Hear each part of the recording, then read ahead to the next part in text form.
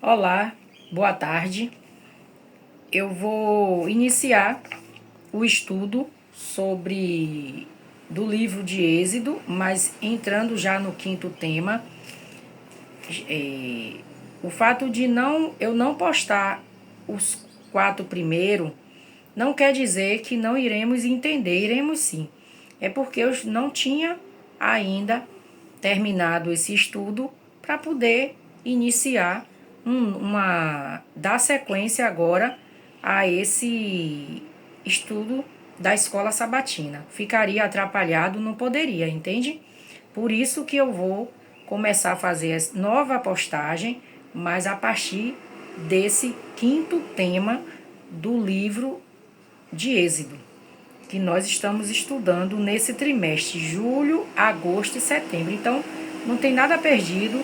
Até setembro, muita coisa ainda iremos estudar. Quem não tem a lição, não tem problema. Se quiser fazer a aquisição, ou seja, se quiser comprar, tiver algum amigo, amiga, alguém da igreja adventista pode pedir a lição ou pode comprar nas lojas que vende ou pedir pela internet, dando o endereço direitinho, chega em casa, fica a critério. Também tem o site da Casa Publicadora, que tem lá a lição disponível. Aí a pessoa quiser acompanhar pela internet pode. Tem outras pessoas que fazem aí o vídeo durante a semana e coloca. O meu não é um vídeo isolado. Tem outras pessoas que fazem também esse estudo diário. Agora, se quiser fazer a aquisição, realmente tem que procurar no site da Casa Publicadora ou em lojas. Em Salvador tem loja ali para quem vai para o Fórum Rui Barbosa, tem uma loja ali que vende. Enfim, se não quiser comprar também, não tem problema. Eu vou postar aqui a pergunta, só não vou postar a resposta, porque aí fica a critério de cada pessoa dar a sua resposta conforme o que o Espírito Santo explicou. Ou seja, quando eu abro a Bíblia, o Espírito Santo ele orienta ali, ele ensina. Então, eu tenho que ter a minha resposta de acordo com o que eu entendi que ele explicou. É diferente do estudo bíblico. Êxodo, jornada à terra prometida. Antes de iniciar, eu quero fazer uma breve oração para que o nosso consolador Espírito Santo nos oriente, e ele é o nosso professor.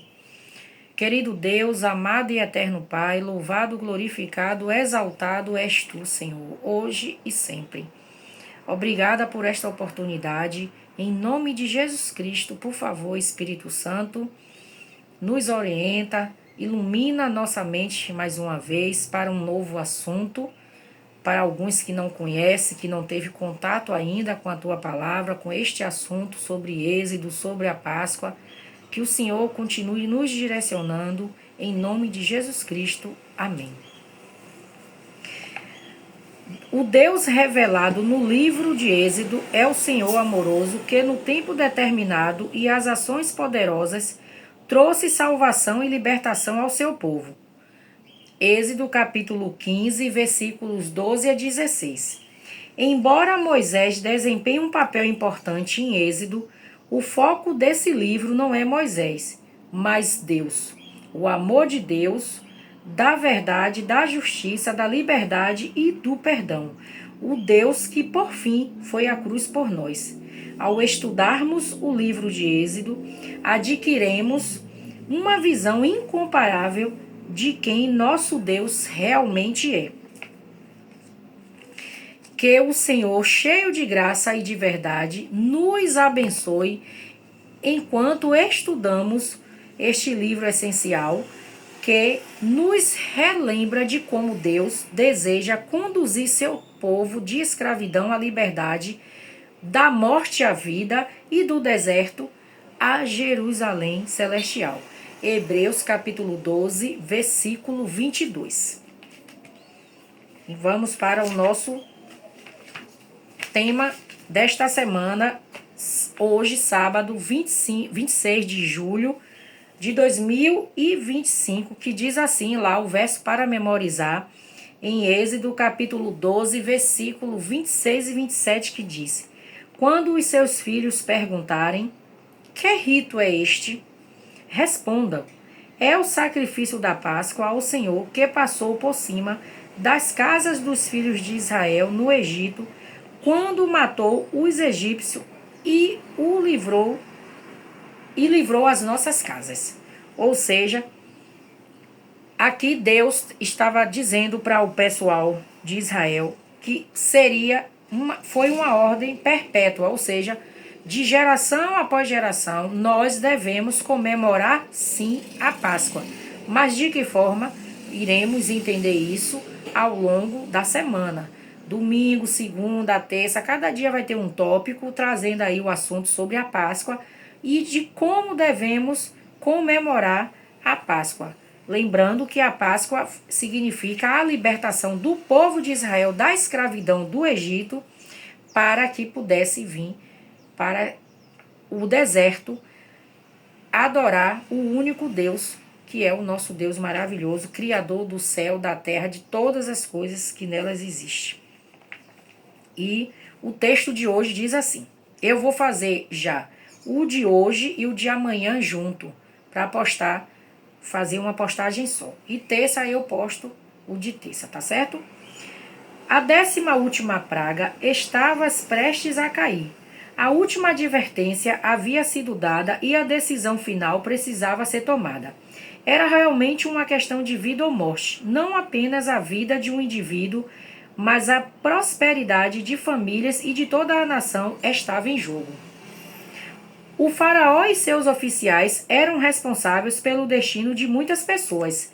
A atitude dele em relação ao Deus vivo determinaria não apenas o seu próprio futuro, mas também o de sua nação. Como nós sentimos, o que fazemos quando a gravidade das circunstâncias pesa sobre nós e precisamos escolher o próximo passo e a direção a seguir.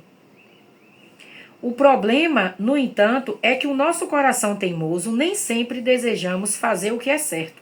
Sabemos o que é correto, mas nos recusamos a fazê-lo. No relato de Êxodo, a recusa de um homem em se submeter a Deus, mesmo diante das evidências, trouxe tragédia para muitos outros. Ou seja, aqui aconteceu o seguinte: quando nós pegamos ali o livro de Êxodo, porque nós estamos estudando o livro de Êxodo, então, para nós entendermos, nós temos que iniciar ali, que é o segundo livro da Bíblia. Primeiro é Gênesis, depois é Êxodo. Então, o livro de Êxodo vem falando sobre o livro de Moisés, o segundo livro de Moisés e o chamado dele. Mas não vem falando, dá destaque aqui para Moisés em primeiro lugar, mas sim de Deus, de um Deus conduzindo o seu povo. E aqui vem falando os descendentes de Jacó. Para entender sobre as pragas, nós temos que iniciar o livro de Êxodo lendo do primeiro capítulo, porque vai chegar ali a partir a partir do capítulo 6, finalzinho do capítulo 6, início do capítulo 7, começa aqui as pragas. Então, Deus explica a Moisés o que é que ele tem que fazer, se apresentar diante de Faraó, mais seu irmão Arão, e aí ele vai fazer algumas coisas ali na frente de Faraó para mostrar que Deus quer que liberte o seu povo e Faraó endurece seu coração. Ou seja, qual é a decisão de Faraó? Faraó era um rei do seu povo, do Egito, e ele espera, gente, cair as 10 pragas. Mesmo caindo as 10 pragas, ele endureceu o coração. Ele só veio libertar o povo de Israel a partir da última praga, quando foi a morte dos primogênitos dos seres humanos, mas também a morte dos primogênitos dos animais, que Faraó também perdeu seu filho primogênito. Nesse momento, ele toma a decisão de deixar o povo ir, mas ainda assim, depois ele vai perseguir o povo durante a travessia do Mar Vermelho, e é quando Deus manda Moisés levantar as mãos, e ele levanta os braços, levantar os braços, e aí o mar se fecha e morre Faraó e todo o seu exército. Então, a lição quer dizer que nós, às vezes, sabemos o que é certo, temos que tomar as decisões certas e às vezes a gente agimos, nós somos igual a Faraó. Agimos como Faraó, não tomamos as decisões corretas. Principalmente a de se entregar diariamente, a de fazer uma aliança com Deus, entregar a sua vida com Deus e deixar fazer o que é certo e deixar as consequências com Deus. Na lição de domingo, vem uma pergunta que diz assim, uma única pergunta. Que advertência o Senhor fez antes de executar o juízo sobre o Egito? Essa resposta a pessoa vai ler ali, que a lição pede, para ler o livro de Êxodo, capítulo 11. As pragas, quando foram derramadas no Egito, significa juízo de Deus. Gente, Deus, ele em nenhum momento quer matar ninguém, quer que ninguém morra. Pelo contrário, Deus é um amor. Deus é o amor em pessoa. Jesus é o amor em pessoa. Por que eu estou dizendo isso?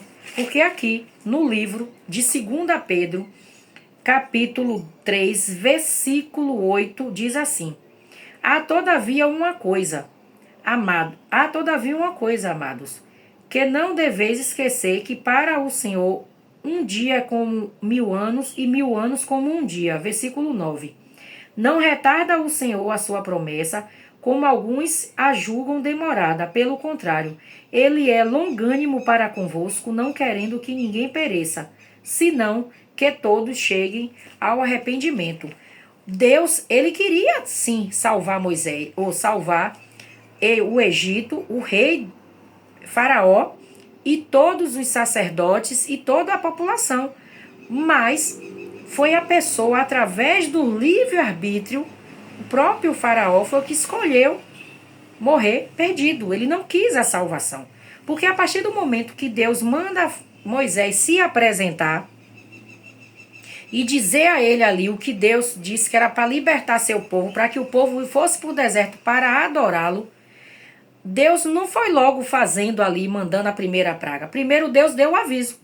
Deu o primeiro aviso, o segundo, e aí Faraó sempre enrolando. Não, eu vou libertar, e fazia Moisés de besta. Ia lá, Moisés ia, conversava, voltava e nada. E aí Deus foi mostrando ali o seu poder sobre também aqueles adivinhos mágicos, porque Deus é o verdadeiro Deus. Então, Deus também, o próprio inimigo, Satanás, através da magia ali dos homens, ele estava querendo competir com Deus, quando na verdade Deus estava mostrando que ele é o grande eu sou.